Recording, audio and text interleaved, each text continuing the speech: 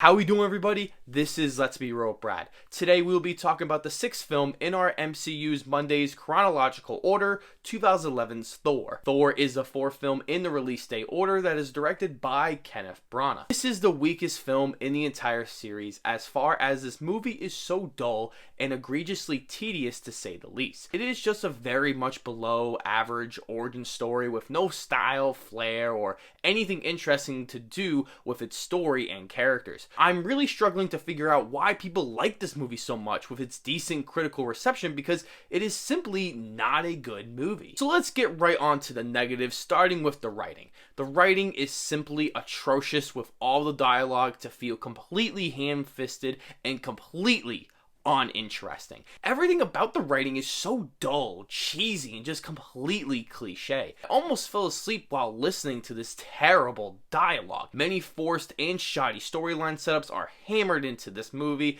that I felt were completely unnecessary, especially with this S.H.I.E.L.D. subplot that was only in the film to set up the next Avengers movie coming out the following year. The film also has terribly written characters. I found none of the characters appealing in the slightest. As I know we're supposed to root for Thor throughout the film, I feel like I never actually cared about him at any point in the movie, and I get you're not really supposed to like him at least most of the film, but I feel like you must like him that in a way that keeps you emotionally invested. The human characters we meet on Earth are useless. They just show up to help Thor, as I found them completely disposable. I do not think I remember anyone's names or even how they became a team. Jane, played by Natalie Portman, is the only one I know because, well, it's Natalie Portman and is the forced love interest. I found Loki to be the most interesting character, as I felt they had the most missed opportunities with his character because of his tragic backstory that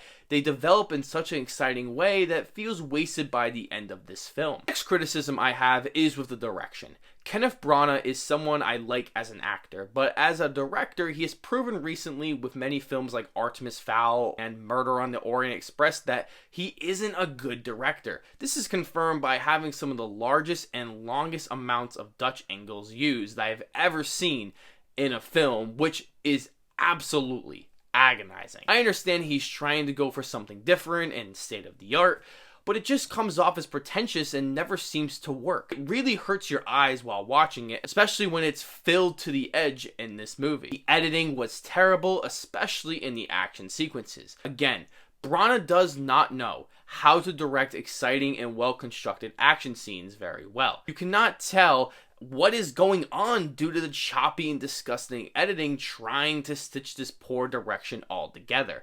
There are hardly any action scenes in the film, making the movie all the less attractive because they can't use it to break up the snooze-inducing dialogue. Certain parts were slightly entertaining, but I felt like they could have been handled much better, to say the least. Cinematography is bland, nothing remarkable about it, with a typical bright-looking film with many lens flares that J.J. Abrams would be proud of that felt unnecessary in this type of movie. The acting is serviceable as there's nothing remarkable or terrible about it. I do particularly like Chris Hemsworth and Tom Hiddleston as Thor and as Loki respectively. They become more significant parts of the MCU as they prove that working with different directors created better performances with their chemistry together, only growing into the future that I enjoyed very much. Thought that the film was noticeably short in length, which I liked considering the film doesn't have excellent pacing.